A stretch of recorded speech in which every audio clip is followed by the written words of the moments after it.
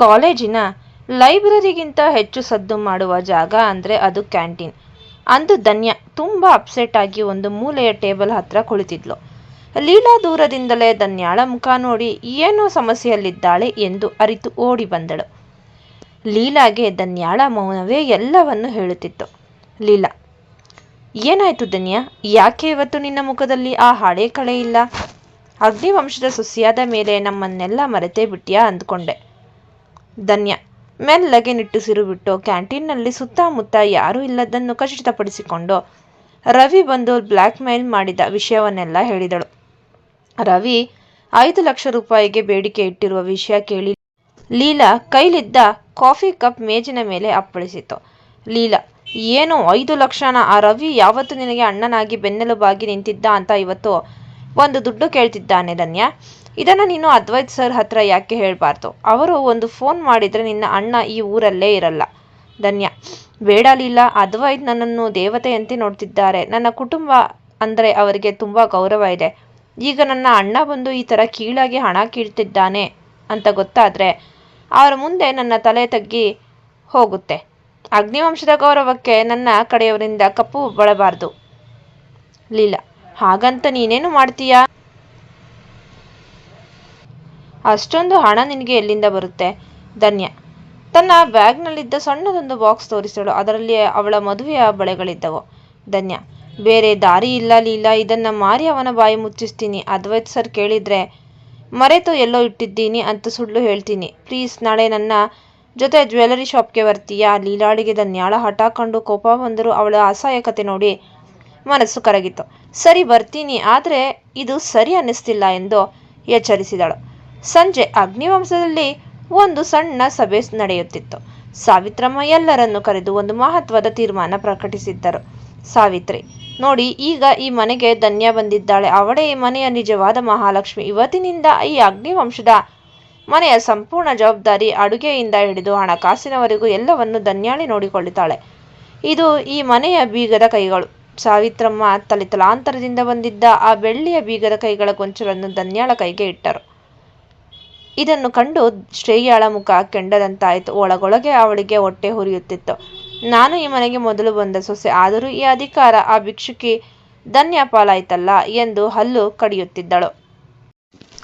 ಮರುದಿನ ಧನ್ಯ ಮತ್ತು ಲೀಲಾ ಕಾಲೇಜಿನಿಂದ ನೇರವಾಗಿ ನಗರದ ದೊಡ್ಡ ಜ್ಯುವೆಲರಿ ಶಾಪ್ಗೆ ಹೋದರು. ಶ್ರೇಯಾ ಮೊದಲೇ ಧನ್ಯಾಳ ಮೇಲೆ ಕಣ್ಣಿಟ್ಟಿದ್ದರಿಂದ ಅವಳನ್ನು ರಹಸ್ಯವಾಗಿ ಹಿಂಬಾಲಿಸಿಕೊಂಡು ಅಲ್ಲಿಗೆ ಬಂದಿದ್ದಳು. ಧನ್ಯ ಒಡವೆಗಳನ್ನು ಅಂಗಡಿಯವನಿಗೆ ನೀಡಿ ಬೆಲೆ ಕೇಳುತ್ತಿದ್ದಾಗ ಶ್ರೇಯಾ ಅದನ್ನು ತನ್ನ ಫೋನ್ನಲ್ಲಿ ರೆಕಾರ್ಡ್ ಮಾಡಿಕೊಳ್ಳುತ್ತಿದ್ದಳು. ಅಷ್ಟರಲ್ಲಿ ಅಂಗಡಿಯ ಒಳಗೆ ಅದ್ವೈತ್ನ ಪ್ರವೇಶವಾಯಿತು. ಅದ್ವೈತ್ ಗಂಭೀರ ಧ್ವನಿಯಲ್ಲಿ: ಧನ್ಯ, ನಿನ್ನ ಕೈಯಲ್ಲಿದ್ದ ಬಳೆಗಳು ಇವತ್ತು ಈ ಕೌಂಟರ್ ಮೇಲೆ ಯಾಕೆ ಇವೆ?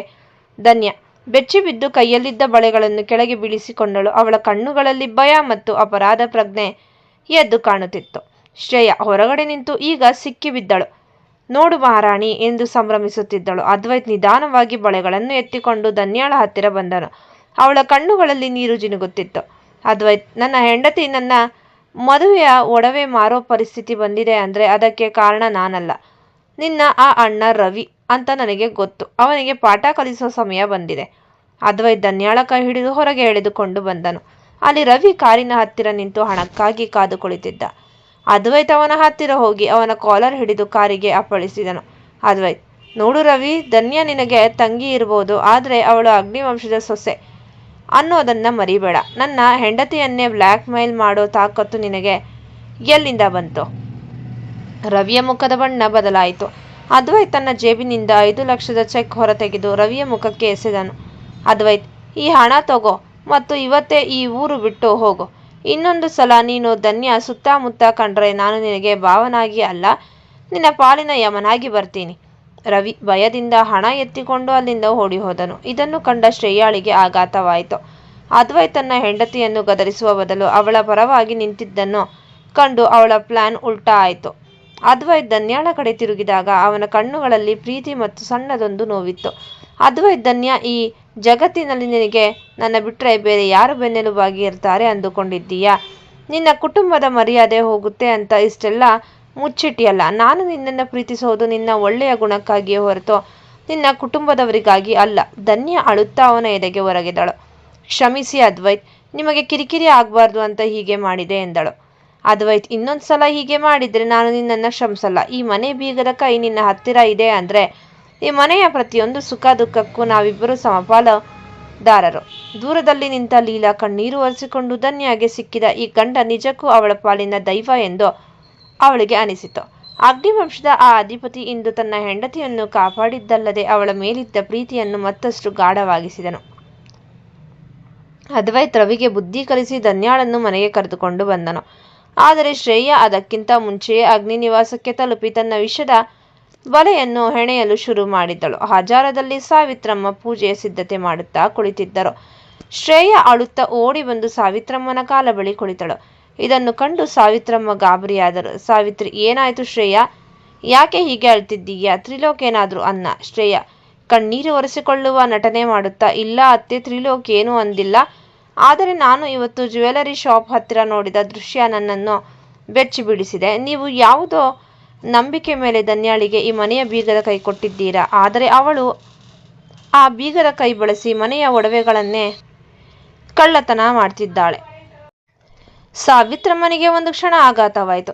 ಏನು ಮಾತಾಡ್ತಿದ್ದೀಯಾ ಶ್ರೇಯಾ? ಧನ್ಯಾ ಅಂತ ಹುಡುಗಿಯಲ್ಲ ಎಂದರು ಗಟ್ಟಿಯಾಗಿ. ಶ್ರೇಯಾ, ನಾನು ಸುಳ್ಳು ಹೇಳ್ತಿಲ್ಲ ಅತ್ತೆ. ಅವಳು ಇವತ್ತು ಲೀಲಾ ಜೊತೆ ಸೇರಿ ಅಂಗಡಿಯಲ್ಲಿ ಬಳೆಗಳನ್ನು ಮಾರ್ತಾ ಇದ್ಲು. ಅದ್ವೈತ್ ಅಣ್ಣಯ್ಯ ಅಲ್ಲಿಗೆ ಬಂದು ಅವಳನ್ನು ಹಿಡಿದು ಎಳೆದುಕೊಂಡು ಬರ್ತಿದ್ದಾರೆ. ನಮ್ಮ ಅಣ್ಣ ರವಿ ಕೂಡ ಅಲ್ಲಿಗೆ ಬಂದಿದ್ದ. ಅವರೆಲ್ಲ ಸೇರಿ ನಮ್ಮ ಆಸ್ತಿ ಲೂಟಿ ಮಾಡೋಕೆ ಪ್ಲಾನ್ ಮಾಡ್ತಿದ್ದಾರೆ ಅನ್ಸುತ್ತೆ. ಪಾಪ ಅಣ್ಣಯ್ಯ ಅವಳನ್ನು ಎಷ್ಟು ಪ್ರೀತಿಸ್ತಾರೆ. ಅವರಿಗೆ ಅವಳು ಅನ್ಯಾಯ ಮಾಡ್ತಿದ್ದಾಳೆ.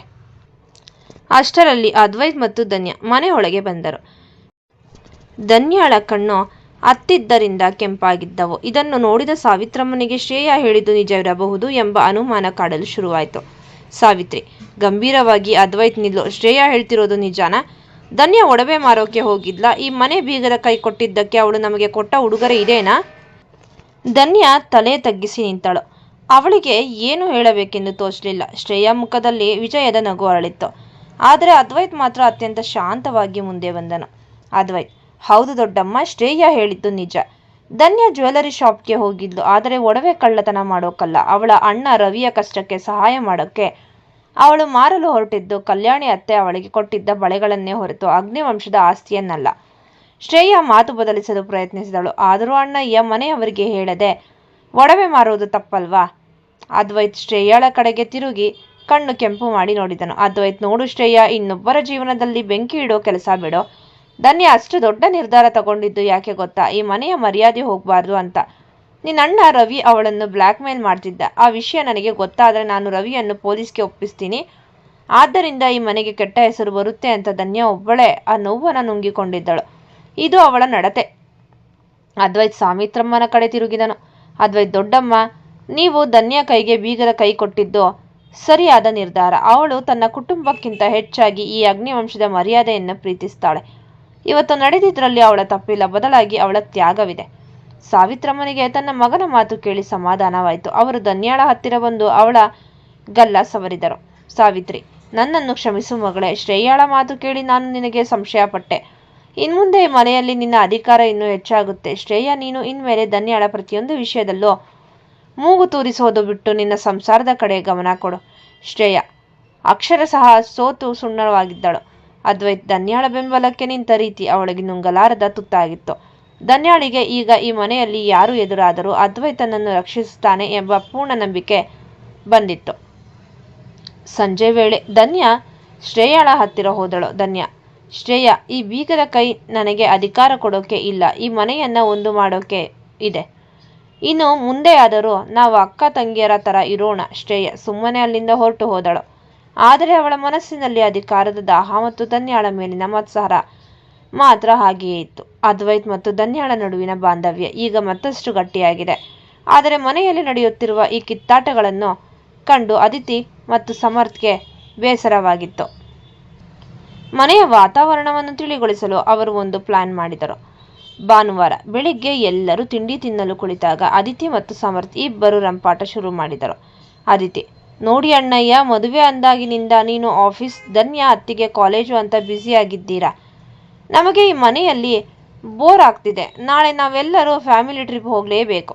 ಸಮರ್ಥ್, ಹೌದು ಅಮ್ಮ, ಈ ಭಾನುವಾರ ಯಾರೋ ಆಫೀಸ್ ಕೆಲಸ ಮಾಡೋ ಹಾಗಿಲ್ಲ. ನಾವೆಲ್ಲರೂ ಸೇರಿ ಹತ್ತಿರದ ಯಾವುದಾದರೂ ರೆಸಾರ್ಟ್ ಹೋಗಿ ಬರೋಣ, ಸಾವಿತ್ರಮ್ಮ ನಗುತ್ತಾ ಹೇಳಿದರು.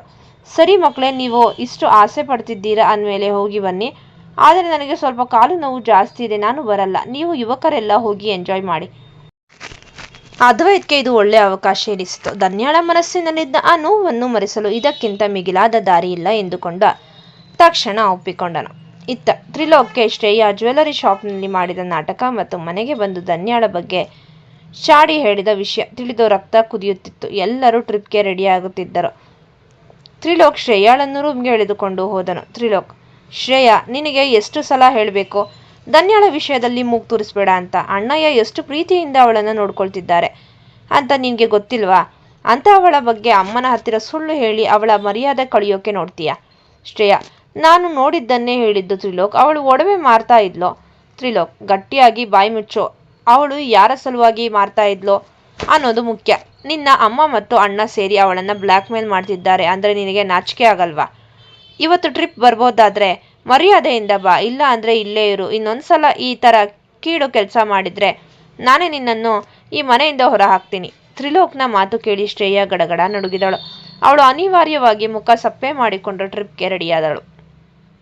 ಅವರೆಲ್ಲರೂ ಒಂದು ಸುಂದರವಾದ ಲೇಕ್ ಸೈಡ್ ರೆಸಾರ್ಟ್ಗೆ ತಲುಪಿದರು. ಅದಿತಿ ಮತ್ತು ಸಮರ್ಥ್ ಆಟವಾಡುತ್ತಿದ್ದರೆ ತ್ರಿಲೋಕ್ ಮತ್ತು ಶ್ರೇಯಾ ಒಬ್ಬರಿಗೊಬ್ಬರು ಮಾತನಾಡದೆ ದೂರ ಕುಳಿತಿದ್ದರು.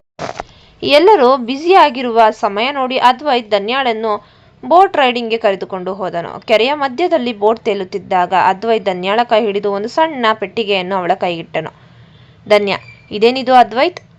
ಅದನ್ನು ತೆರೆದು ನೋಡಿದ ಧನ್ಯಾ ಕಣ್ಣುಗಳು ಅರಳಿದವು. ಅದರಲ್ಲಿ ಅವಳು ಮಾರಲು ಹೋದ ಬಳೆಗಳಿಗಿಂತಲೂ ಸುಂದರವಾದ ವಜ್ರದ ಹರಳುಗಳುಳ್ಳ ಹೊಸ ಬಳೆಗಳಿದ್ದವು. ಅದ್ವೈತ್, ಧನ್ಯಾ, ನಿನ್ನ ಅಣ್ಣನಿಗೆ ಕೊಟ್ಟ 5 ಲಕ್ಷಕ್ಕಿಂತಲೂ ನಿನ್ನ ಆತ್ಮಗೌರವ ನನಗೆ ದೊಡ್ಡದು. ನೀನು ನಿನ್ನ ಮದುವೆಯ ನೆನಪನ್ನ ಮಾರೋಕೆ ಮುಂದಾದೆ ಅಲ್ವಾ? ಅದಕ್ಕೆ ಈ ಅದ್ವೈತ್ ಕಡೆಯಿಂದ ಇದು ನಿನಗೆ ಚಿಕ್ಕ ಉಡುಗೊರೆ. ಇನ್ಮೇಲೆ ಈ ಕೈಗಳು ಕೇವಲ ಈ ಮನೆಗೆ ಬೀಗದ ಕೈ ಹಾಕೋದಕ್ಕೆ ಅಷ್ಟೇ ಅಲ್ಲ, ನನ್ನ ಪ್ರೀತಿಯನ್ನು ಹಿಡಿದುಕೊಳ್ಳೋದಕ್ಕೆ ಬಳಸಬೇಕು. ಧನ್ಯಾ ಭಾವುಕಳಾಗಿ ಅವನ ಎದೆಯ ಮೇಲೆ ತಲೆ ಇಟ್ಟಳು. ನನಗೆ ಈ ಒಡವೆಗಿಂತ ನಿಮ್ಮ ಪ್ರೀತಿಯೇ ದೊಡ್ಡದು ಅದ್ವೈತ್. ಆವತ್ತು ನಾನು ತಪ್ಪು ಮಾಡಿದೆ, ನಿಮ್ಮ ಹತ್ರ ವಿಷಯ ಹೇಳಬೇಕಿತ್ತು ಎಂದಳು. ಅದ್ವೈತ್, ಪರವಾಗಿಲ್ಲ ಧನ್ಯಾ, ಮನುಷ್ಯರು ತಪ್ಪು ಮಾಡೋದೇ ಸಹಜ. ಆದರೆ ಆ ತಪ್ಪನ್ನ ಸರಿಪಡಿಸಿಕೊಳ್ಳೋ ಗುಣ ನಿನ್ನಲ್ಲಿದೆ. ಇವತ್ತಿನಿಂದ ನಿನ್ನ ಆ ಹಳೆ ನೋವನ್ನು ಇಲ್ಲಿಯೇ ಬಿಟ್ಬಿಡು. ನಾಳೆಯಿಂದ ಕಾಲೇಜಿಗೆ ಹೊಸ ಉತ್ಸಾಹದಿಂದ ಹೋಗು. ದೂರದಿಂದ ಇದನ್ನು ಗಮನಿಸಿದ ಶ್ರೇಯಾಳಿಗೆ ತನ್ನ ಪ್ರಯತ್ನಗಳೆಲ್ಲ ಧನ್ಯಾ ಮತ್ತು ಅದ್ವೈತ್ನನ್ನು ಮತ್ತಷ್ಟು ಹತ್ತಿರ ಮಾಡ್ತಿವೆ ಎಂದು ತಿಳಿದು ಇನ್ನಷ್ಟು ಉರಿಯಾಯಿತು. ಆದರೆ ಅದ್ವೈತ್ ಮತ್ತು ಧನ್ಯಾ ಮಾತ್ರ ತಮ್ಮದೇ ಆದ ಪ್ರೇಮ ಲೋಕದಲ್ಲಿದ್ದರು. ಅದಿತಿ ಮತ್ತು ಸಮರ್ಥ್ ಸುಮ್ಮನೆ ಕೂರುವವರಲ್ಲ. ಅವರು ತ್ರಿಲೋಕ್ ಮತ್ತು ಶ್ರೇಯಾ ಅವರನ್ನು ಎಳೆದುಕೊಂಡು ಬಂದು ಬ್ಯಾಡ್ಮಿಂಟನ್ ಆಡಲು ಶುರು ಮಾಡಿದರು. ಅದಿತಿ, ಬನ್ನಿ ತ್ರಿಲೋಕ್ ಅಣ್ಣ, ಇವತ್ತು ನೀನು ಮತ್ತು ಶ್ರೇಯಾ ಒಂದು ಟೀಮ್, ನಾನು ಮತ್ತು ಸಮರ್ಥ್ ಒಂದು ಟೀಮ್. ಯಾರು ಗೆಲ್ತಾರೋ ಅವರಿಗೆ ಸೋತವರು ಇವತ್ತು ನೈಟ್ ಡಿನ್ನರ್ ಕೊಡಿಸ್ಬೇಕು. ಆಟ ಶುರುವಾಯಿತು. ಆದರೆ ತ್ರಿಲೋಕ್ನ ಗಮನ ಮಾತ್ರ ಆಟದ ಮೇಲಿರಲಿಲ್ಲ. ಅವನು ದೂರದಲ್ಲಿ ಬೋಟ್ನಲ್ಲಿ ನಗುತ್ತಾ ಅದ್ವೈತ್ ಜೊತೆ ಮಾತನಾಡುತ್ತಿದ್ದ ಧನ್ಯಾಳನ್ನು ನೋಡುತ್ತಿದ್ದನು. ಧನ್ಯಾಳ ಮುಖದಲ್ಲಿ ಎಂತಹ ಮುಗ್ಧತೆ ಇತ್ತು. ಅವಳು ತನ್ನ ಅಣ್ಣನಿಗಾಗಿ ಅಷ್ಟೊಂದು ದೊಡ್ಡ ತ್ಯಾಗ ಮಾಡಲು ಮುಂದಾಗಿದ್ದಳು. ಅಷ್ಟೇ ಅಲ್ಲದೆ ಮದುವೆಯ ನಂತರ ಅವಳು ಈ ಮನೆಯನ್ನು ಪ್ರೀತಿಯಿಂದ ಸಂಭಾಳಿಸುತ್ತಿರುವುದನ್ನು ನೆನೆದು ತ್ರಿಲೋಕ್ನ ಮನಸ್ಸಿನಲ್ಲಿ ಮೆಚ್ಚುಗೆ ಮೂಡಿತು. ಆಟದ ನಡುವೆ ಶ್ರೇಯಾ ಬೇಕಂತಲೇ ತ್ರಿಲೋಕ್ನ ಮೈ ಮೇಲೆ ಬಿದ್ದು ರೊಮ್ಯಾಂಟಿಕ್ ಆಗಿ ನಟಿಸಲು ಪ್ರಯತ್ನಿಸಿದಳು. ಶ್ರೇಯಾ, ತ್ರಿಲೋಕ್ ನೋಡಿ, ನಾವು ಗೆಲ್ತಿದ್ದೀವಿ. ಆ ಧನ್ಯಾ ಬರೋವರೆಗೂ ಈ ಮನೆಯಲ್ಲಿ ನಾವೇ ಅಲ್ವಾ ಹೀರೋಯಿನ್ ಥರ ಇದ್ದಿದ್ದು. ಶ್ರೇಯಾಳ ಈ ಮಾತು ಕೇಳಿ ತ್ರಿಲೋಕ್ಗೆ ವಿಪರೀತ ಅಸಹ್ಯವಾಯಿತು. ಅವನು ರಾಕೆಟ್ ಕೆಳಗಿಟ್ಟು ಮೌನವಾಗಿ ಕೆರೆಯ ದಡದ ಹತ್ತಿರ ಹೋಗಿ ನಿಂತನು. ಅವನ ಮನಸ್ಸಿನಲ್ಲಿ ಒಂದು ಯುದ್ಧವೇ ನಡೆಯುತ್ತಿತ್ತು. ತ್ರಿಲೋಕ್ನ ಆಲೋಚನೆ, ನಾನು ಯಾಕೆ ಧನ್ಯಾಳನ್ನು ಇಷ್ಟು ದಿನ ತಪ್ಪಾಗಿ ತಿಳಿದುಕೊಂಡೆ? ಅವಳು ಈ ಮನೆಗೆ ಬಂದಾಗಿನಿಂದ ಎಲ್ಲರಿಗೂ ಒಳ್ಳೆಯದನ್ನೇ ಬಯಸುತ್ತಿದ್ದಾಳೆ. ಆದರೆ ನನ್ನ ಹೆಂಡತಿ ಶ್ರೇಯಾ, ಅವಳು ಪ್ರತಿ ಹೆಜ್ಜೆಯಲ್ಲೂ ಅವಳಿಗೆ ಕೇಡು ಮಾಡೋದನ್ನೇ ಯೋಚಿಸುತ್ತಿದ್ದಾಳೆ. ಜ್ಯುವೆಲರಿ ಶಾಪ್ ವಿಷಯದಲ್ಲೂ ಅವಳು ನನಗೆ ಸುಳ್ಳು ಹೇಳಿ ದಾರಿ ತಪ್ಪಿಸಿದ್ದಳು. ಶ್ರೇಯಾ ಬದಲಾಗಿದ್ದಾಳೆ ಅಂದುಕೊಂಡಿದ್ದು ನನ್ನ ದೊಡ್ಡ ತಪ್ಪು. ಅವಳಿಗಿಂತ ಧನ್ಯಾಳೆ ಎಷ್ಟೋ ಮೇಲು. ಈ ಕತೆ ನಿಮಗೆ ಇಷ್ಟವಾಗಿದ್ದಲ್ಲಿ ಕತೆಯನ್ನು ವೀಕ್ಷಿಸಿದ ನಂತರ ದಯಮಾಡಿ ನಮ್ಮ ಕತೆಗೆ ಸಬ್ಸ್ಕ್ರೈಬ್ ಆಗಿ, ಶೇರ್ ಮಾಡಿ ಮತ್ತು ಕಮೆಂಟ್ ಮಾಡಿ. ಧನ್ಯವಾದಗಳು.